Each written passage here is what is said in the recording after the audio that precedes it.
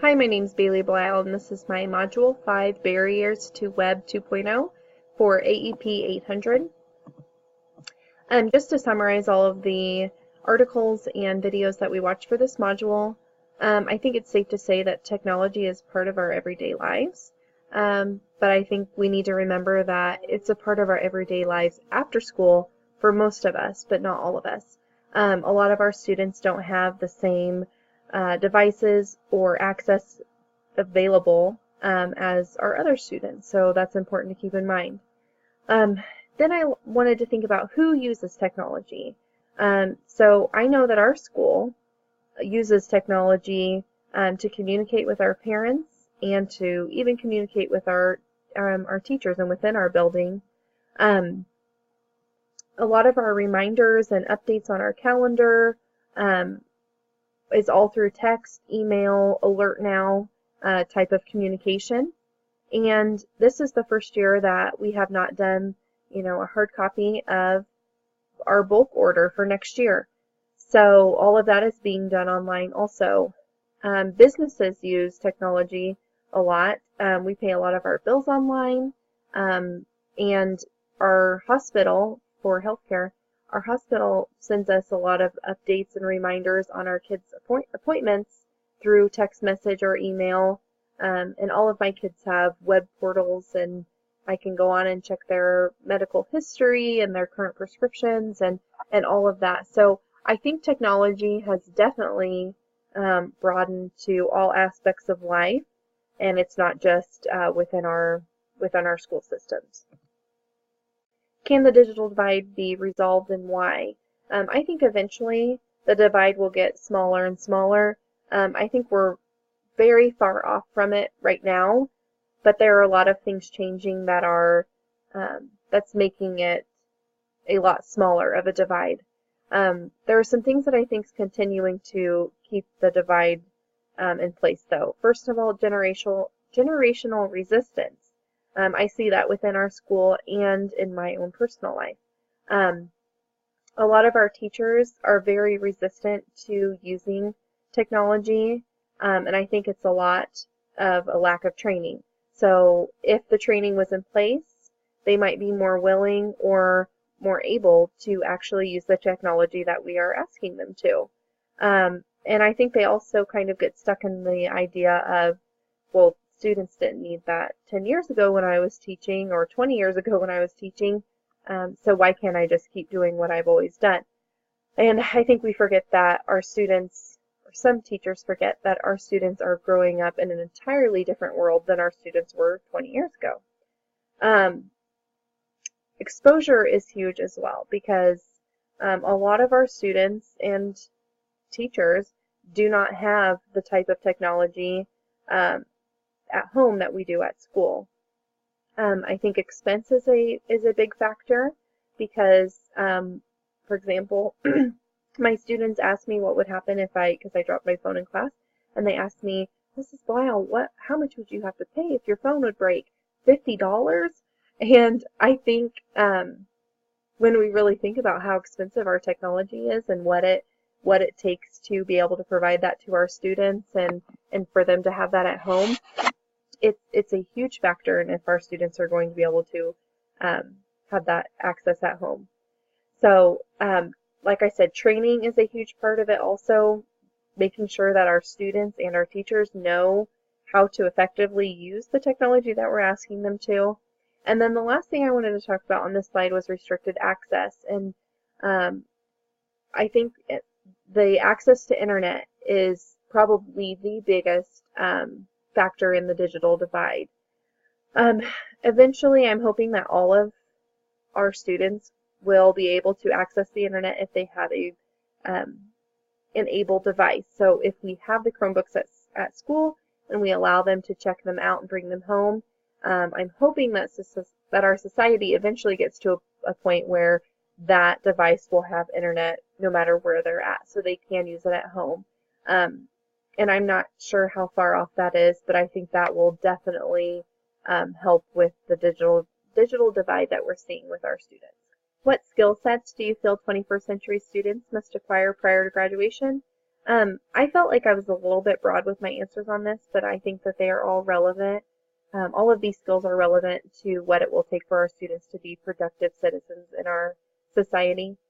First of all, communication and just being able to collaborate and talk with people in a compassionate way, and for them to know that they might not always agree with someone, but to just have productive conversations with people, and to be able to do that effectively with people in the workforce, I think is going to be huge for them. Also, adaptability.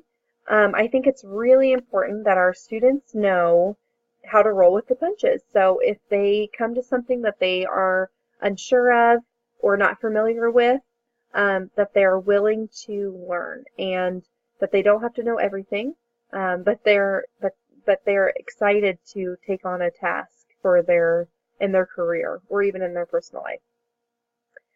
Confidence, not necessarily in what they know, but in what they don't know. So kind of going along with that adaptability piece, just having that self-confidence to say, yes, boss, or yes, colleague, I don't know what you're asking me to do, or I don't know what you're talking about, but can you help me, or can you teach me? And then having the self-awareness. I think I've seen in the last 6 years, even in just the last 6 years, my students becoming more and more frustrated when they don't know how to do something, and almost like in a denial mode of just being unsure of themselves. So just being able to accept and being self-aware of what their strengths are and what their weaknesses are, and that desire to improve on their weaknesses. What impact has the global economy had on your personal use of the internet? The first thing I put was paying bills, because I have this conversation with my mom all the time. My husband and I pay bills online. We check our online banking all the time, and my mom is very much paper pencil, and she sends in all of her bills via snail mail. So I think that the internet and technology has really affected my personal use of that in regards to the global economy. Communication with school and business. Like I said, we get a lot of text reminders, email reminders from the school and from different businesses that we use. And like I said, the healthcare, I get a lot of text reminders about my kiddos' appointments. Relationships, I think that social media plays a huge part in the way that people in general interact with each other and how they keep in touch with each other. I think there's a lot of pros and cons to that, but it definitely has impacted my personal use of the internet. And then commerce. Just, for example, being able to order something online and having it at your doorstep in 2 days, I think has really changed the way that people use the internet and just our way of living. What technology training do you still need to integrate technology in your current position? My school has been talking a lot about standard-based grading, and I really love the sounds of it. I think it will really help us zone in on each child and understand their strengths and weaknesses as a learner, and be able to help them master more skills and work on those skills that they're having trouble with. And I also think it'll open up a greater collaboration with our parents and being able to communicate to them what their students do and don't know. But I know personally I am definitely in need of more training before I can effectively and confidently do that in my classroom. Also, a reformed classroom, thinking flexible seating and just the way that the makeup of our schools are. I think with the state's vision, that we're going to see a huge shift in the way that our schools look. And so I think that in order to have teachers on board with that and to be able to effectively and positively take on that change, I think we would need training on reformed classrooms and also technology updates. So as I said, our school has a lot of technology to offer to our students and a lot of technology for our teachers to use. But even that technology that we have is always changing and always updating, and there's always going to be different ways to use that technology. So I think just staying current on what our technology has to offer would be definitely beneficial in a training for our school. Is your school or district equipped with 21st century technology? I would say we are very advanced in technology. We have one-to-one iPads for our kindergarten through 5th grade, one-to-one Chromebooks for our 6th grade through 12th grade students, smart boards in every classroom in the grade school. And I also know our high school uses a lot of internet-based technology. But the one thing that we are definitely lacking is training. And so we're a little bit split, I'd say, at the grade school on teachers that use the technology a lot and other teachers that don't. And I think a way that we could get everyone on board and using that technology effectively is by offering training to help them know how to do it. We have all the right tools. I just think the technology or the training is definitely necessary and needed in our school. What are the advantages of innovative practices in our schools?